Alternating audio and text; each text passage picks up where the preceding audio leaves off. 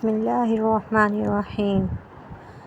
حضرت محمد صلی اللہ علیہ وسلم کا ارشاد فرمان ہے، جو نماز کے معاملے میں سستی کرے گا اللہ عز و جل اسے 15 سزائیں دے گا۔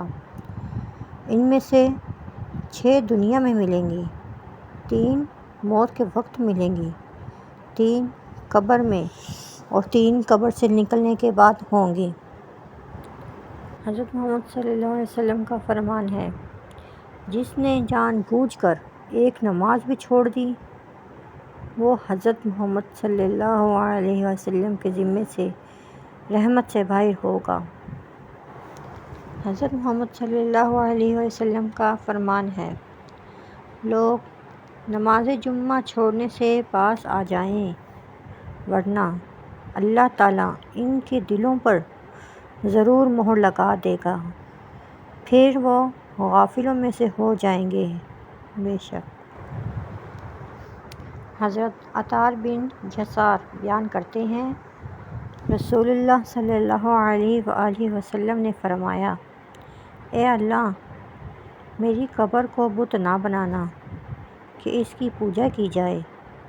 اللہ ان لوگوں پر سخت ناراض ہو جنہوں نے انبیاء علیہ السلام کی قبروں کو سجدہ گاہ بنا لیا۔ امام مالک نے اسے مراسل روایت کیا ہے۔ بسم اللہ الرحمن الرحیم۔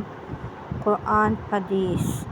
حضرت محمد صلی اللہ علیہ وآلہ وسلم کا ارشاد ہے، بے شک قیامت کے دن درجہ اور مرتبہ کے لحاظ سے سب سے برا وہ آدمی ہوگا جس کی شر سے بچنے کے لیے لوگ اس سے کنارہ کشی کر لیں گے۔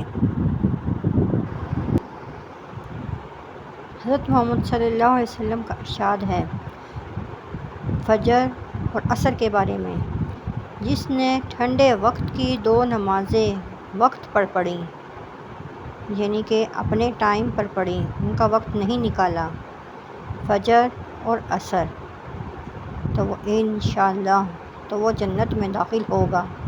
بے شک رسول اللہ صلی اللہ علیہ وسلم نے فرمایا، یہ وعید جہنمی لوگوں کے بارے میں ہے۔